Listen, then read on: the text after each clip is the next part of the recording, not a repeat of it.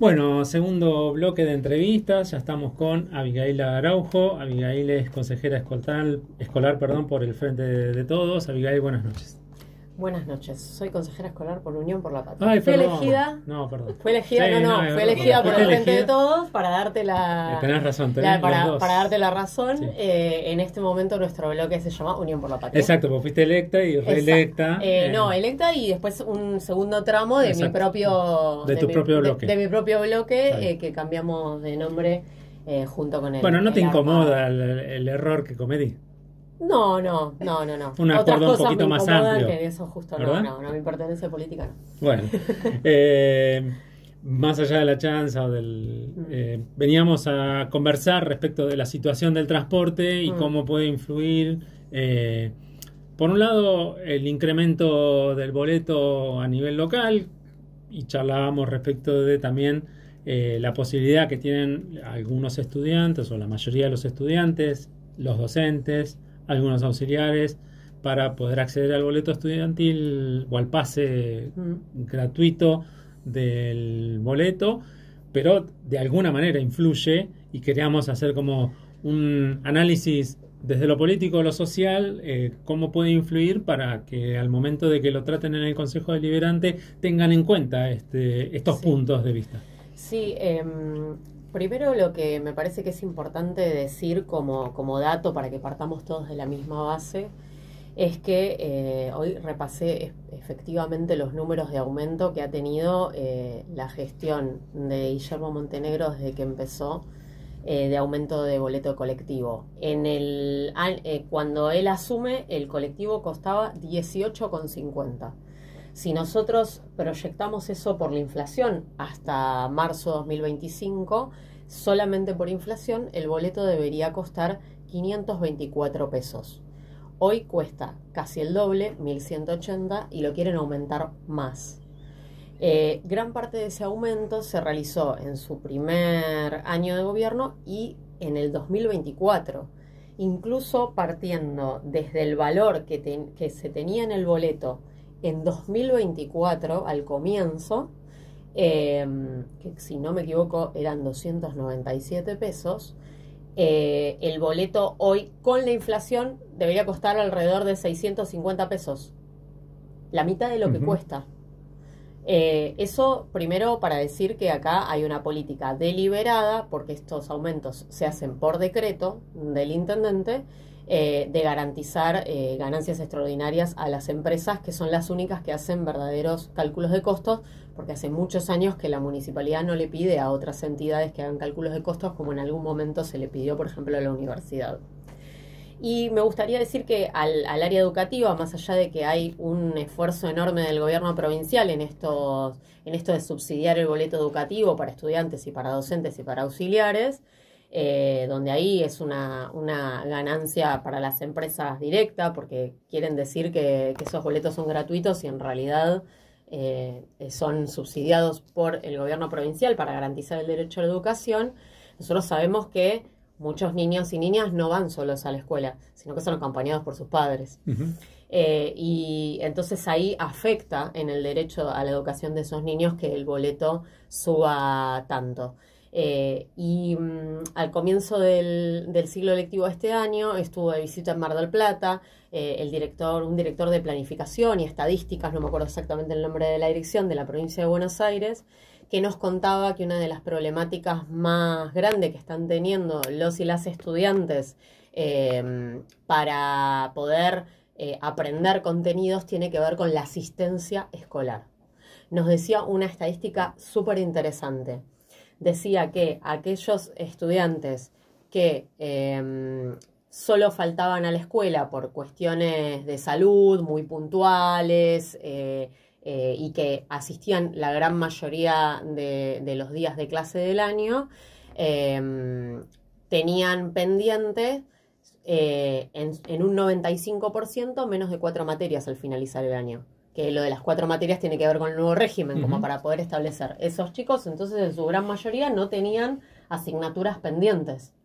Ahora, quienes faltan a la escuela una vez por semana, por diversas cuestiones, por falta de acceso al transporte, por problemas a veces, y se lo pueden decir, seguramente acá han venido directivos de escuelas rurales, cuando llueve, cuando tienen gente en dificultad para salir de su propia casa, cuando el transporte no puede ingresar a los lugares donde ellos viven o no pueden ni siquiera sacar su propio transporte, eso incurre en faltas.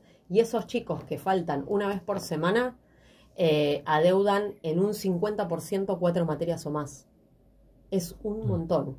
Entonces, acá de verdad está en juego el derecho a la educación de esos niños y niñas y adolescentes, pero también los aprendizajes, ¿no? Porque ¿de qué sirve seguir ampliando la cantidad de días de clase que hay según calendario si esos estudiantes no pueden acceder a la escuela?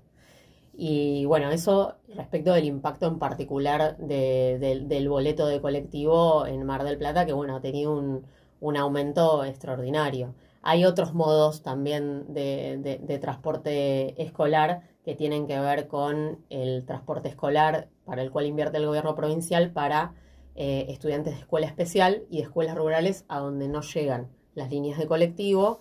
General Pueyrredón es uno de los distritos con más cobertura de estos recorridos de transporte escolar. Y eso sucede porque hace años que en este municipio no se puede debatir un pliego nuevo de transporte que contemple debatir todo, no solo el precio del boleto de colectivo, que es un aspecto, sino los recorridos, la cantidad de líneas, hacia dónde tienen que ir, dónde está la población actualmente, digamos, y poder actualizar eso a servicio y las frecuencias. Claro.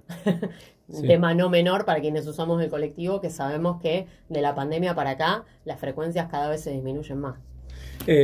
Al pasar, no me pasó desapercibido, pero mencionaste que el aumento de colectivo es definido por decreto cuando se establece que tiene que ser por el Consejo Deliberante.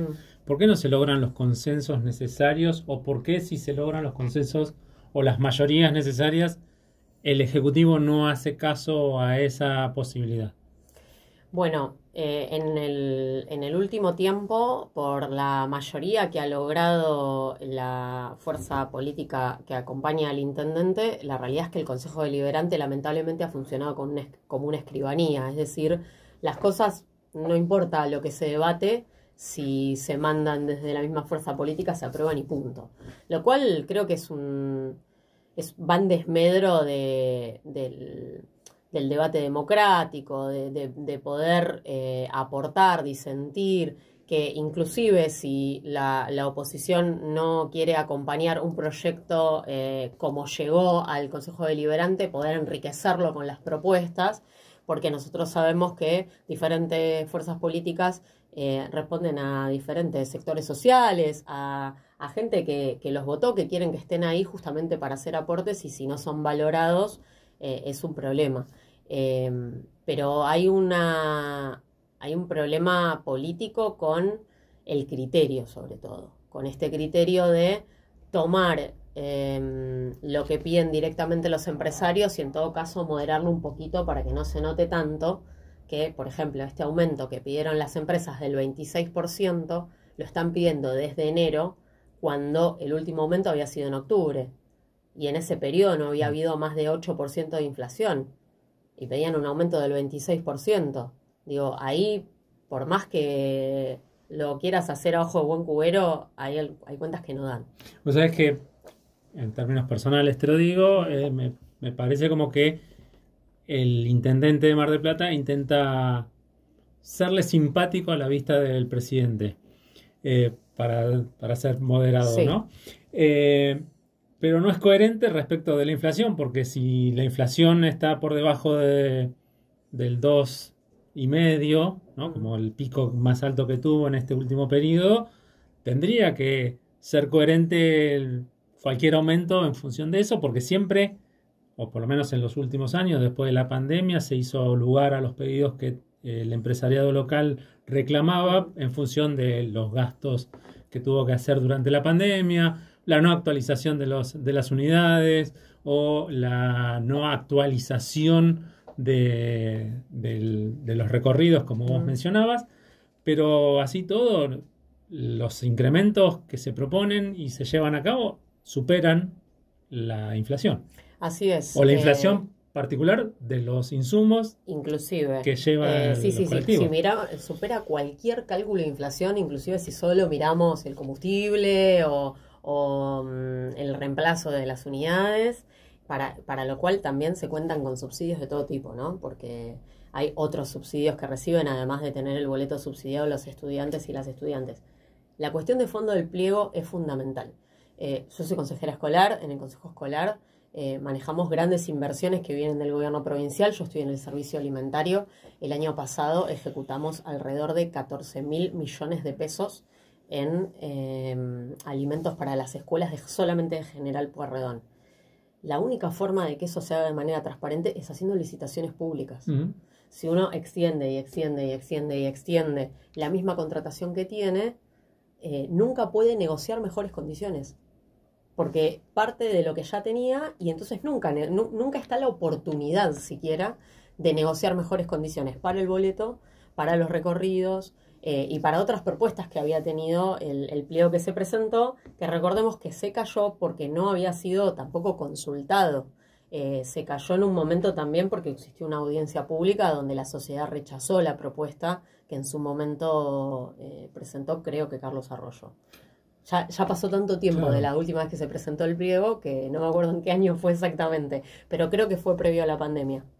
Tenemos un proyecto de comunicación del concejal Pujato de la Unión Cívica Radical hacia la provincia, hacia el Ministerio de Transporte de la provincia, reclamando explicaciones, particularmente por la aplicación de la ley 14.735, que hace a esto de los pases de estudiantiles y del personal docente y auxiliar en aquellas líneas que dependen de licitaciones o de contrataciones por parte de la provincia. En el caso de Mar del Plata, una empresa Costa Azul y una subsidiaria de esta, la línea 221, que también lleva el mismo nombre.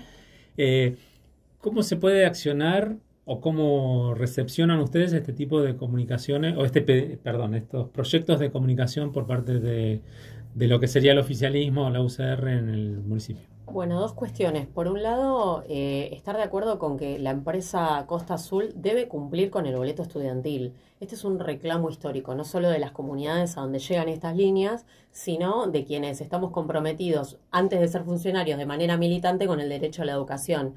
Entonces, digo, acá existe efectivamente un incumplimiento de una empresa que, por ser una empresa que atiende más de un municipio, debe ser fiscalizada a nivel provincial, y entonces se torna más dificultoso este tipo de negociaciones que de repente con las líneas que están radicadas solamente en un municipio.